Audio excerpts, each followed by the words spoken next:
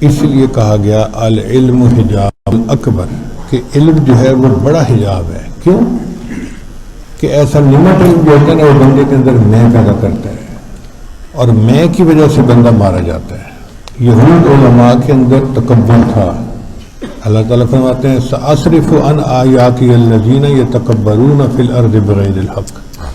تو علم تھا مگر متکبر تھے، غرور تھا، انا تھی، بھٹک گئے۔ اور اس کی پہچان کیا ہوتی ہے کہ ایسے لوگ پھر لوگوں کی خوشامد کے لیے اپنے فتوے دیتے رہتے ہیں۔ قرآن مجید میں جو آیت ہے نا وَيَشْتَرُونَ بِآيَاتِ ثَمَنًا قَلِيلًا، کہ تھوڑی قیمت پر اللہ کی آیتوں کو بیچ دیتے تھے۔ اس کا کیا معنی ہے؟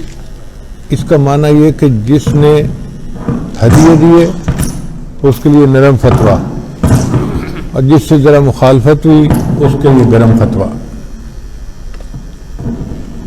چند چھیچڑے کھانے کی خاطر یہ اپنی رائے کے مطابق فتوے دے دیا کرتے تھے۔ یہ ہے اللہ کی آیات کو تبدیل کر دینا، بیچ دینا۔ آج کل کے دور میں بھی آپ حکومتی مالیوں کو دیکھ لیں، آپ کو یہی نشانیاں نظر آئیں گی۔ جو کہلوانا چاہیں ان سے کہنے کے لیے تیار ہیں، کیونکہ ان کی نوکری لگی ہوئی ہے، پیسے ملتے ہیں، پروٹوکول ملتا ہے، تو لہٰذا ان کے فتوے فار سیل ہوتے ہیں۔ یہ علم کی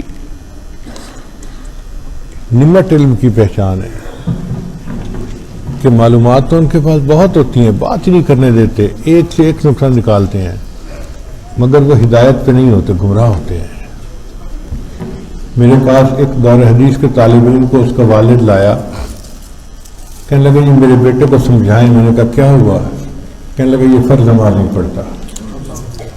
اب آپ بتائیں کہ دور حدیث کا طالب علم ہو اور فرض نماز نہ پڑھے، اس کے علم نے تو اس کو کوئی فائدہ نہ دیا۔ ایسا علم حجاب الاکبر ہے۔ اس علم کی دوسری پہچان یہ ہے کہ بندے کو عبارتیں تو یاد ہوتی ہیں، عبادتیں یاد نہیں ہوتی۔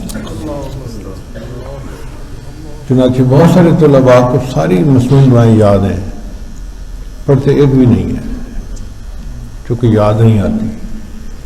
یہ نعمت علم کی پہچان ہے کہ علم تو ہے مگر علم نے ان کا فائدہ نہیں کیا، علم نے ان کا بال بھی کا بھی نہیں کیا۔